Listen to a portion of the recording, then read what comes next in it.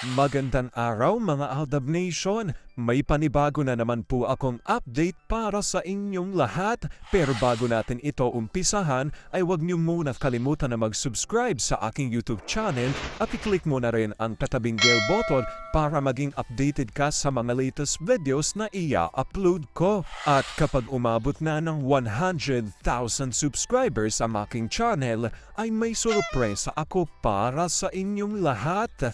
Alam kong excited na kayo kaya naman ngayon, umpisahan na natin ang ating kwentuhan. Ang pag-uusapan natin kung saan ang daming araw malalantod na umaaligid-aligid kay Alden. Walang magawa ang malalantod na umaaligid pag nakita na si Mengay. Alden, wala talagang kawala kay Meng at lulong na lulong naman daw talaga si Alden kay Wifey. Gaano ito katotoo at may sapat nga bang ebidensya ang makakapagpatunay rito? Well, yan ang ating aalamin at pag-uusapan ngayong araw na ito. Alam kong super excited na kayong malaman ito kaya naman wag na natin patagalin pa at basahin muna natin ang mga revelasyon dito ng ilan sa mga Aldab Nation.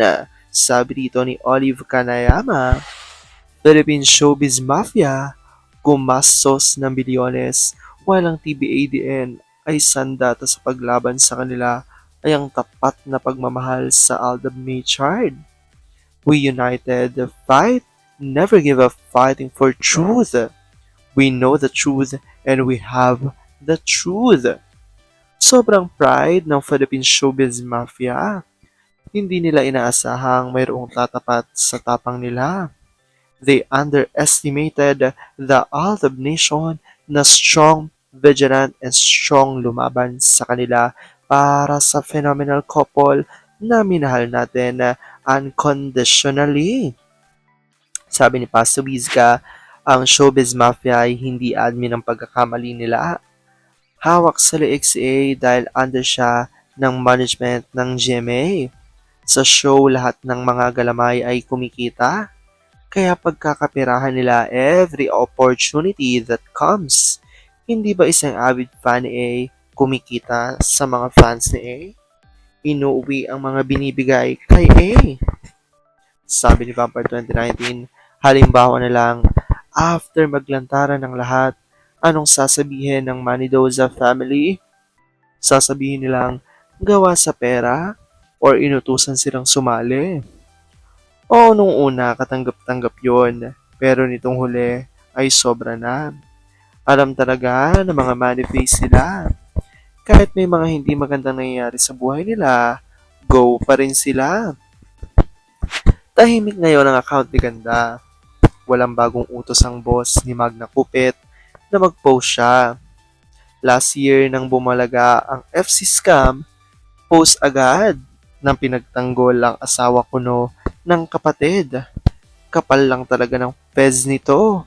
Magaling mangupit. May family affair sana sina Ibyang noon.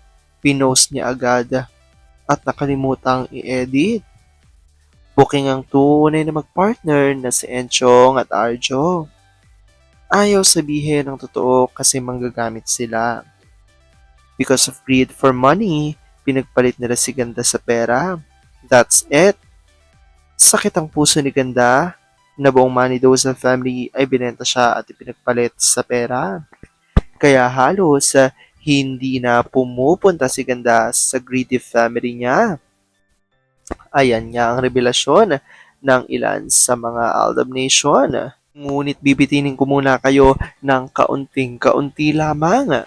Oops! Wait lang, saglit lang to. May ipapaalala lang ako para sa mga bago pa lang sa aking channel, huwag niyong kalimutan na mag-subscribe sa aking YouTube channel at i-click nyo na rin ang notification bell para lagi kayong updated sa mga latest videos na ia-upload ko at para maging parte na rin kayo ng aking Fanatics channel family. Well, alam pong super excited na kayo sa ating kwentuhan, kaya naman dumako na tayo sa ating main topic. Gaano nga ba katotoo na ang dami raw malalantod na umaaligid ngayon kay Alden? Tila walang magawa ang malalantod na umaaligid kay Alden pag nakikita na raw si Meng.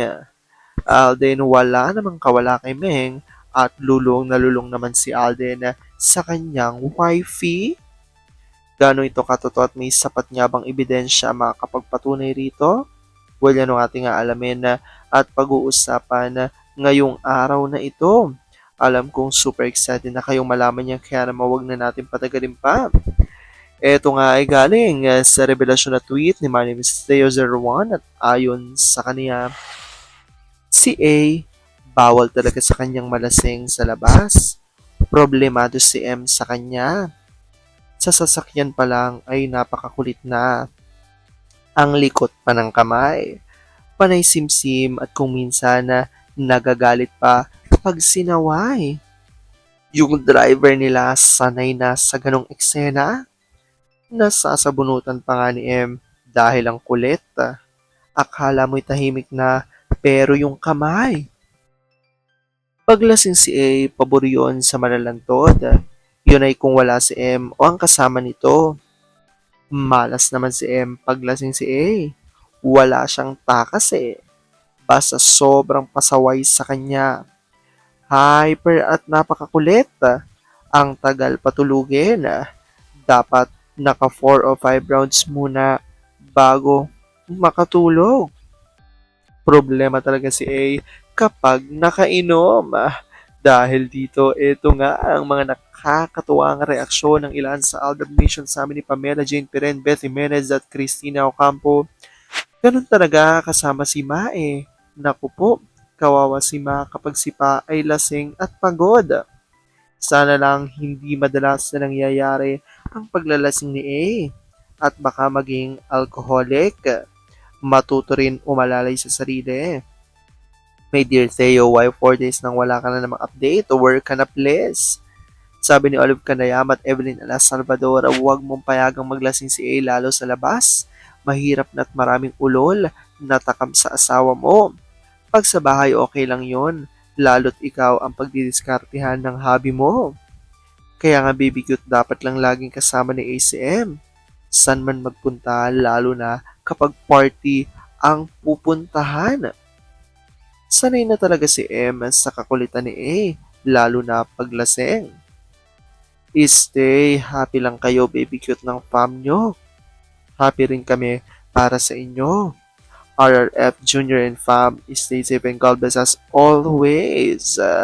At sagot dito ni Gertrude Allen at Pamela Jane Perena.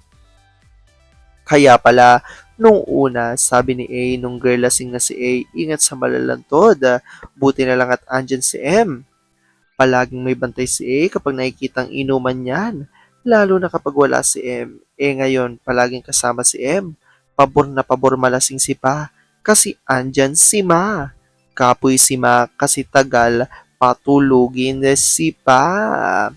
Sabi ni Evelyn Ala Salvador at Olive Canayama, lulong kasi kay wifey niya baby cute. Di lalo na kapag lasing, walang bawal-bawal. Masasanay na talaga makasama nila sa bahay sa nakikitang lambingan ng mag-asawa. Mas makulit pa pala sa inyo baby cute si daddy nyo. Iyan ang natural ni A at gustong-gusto niyan malasing lalo kasamang wifey dahil alam niyang alalayan. Siya talaga at todo alaga at pagmamahal talaga. Aldab and Aldab Nation, stronger together. Alam kong tuwan-tuwa ako kayo sa ating binasa at dahil dito marami sa inyo mas lalo ngayong kumakapit at naninindigan na Aldab Nature is real. Makikita nyo naman ako saan. Ayon nga rito, talagang marami daw ang mga babaeng umaali-aligid at naghihintay na makuha si Alden. Ngunit hindi ito makukuha dahil lulong na lulong si Alden sa kanyang wifey at ang isa pa ay bantay saradong araw ito ni Meng. Kaya naman walang dapat ipag-alala ang mga Aldab Nation dahil mahal na mahal nila ang isa't isa. Maraming salamat sa panonood mga Aldab Nation. Ingat!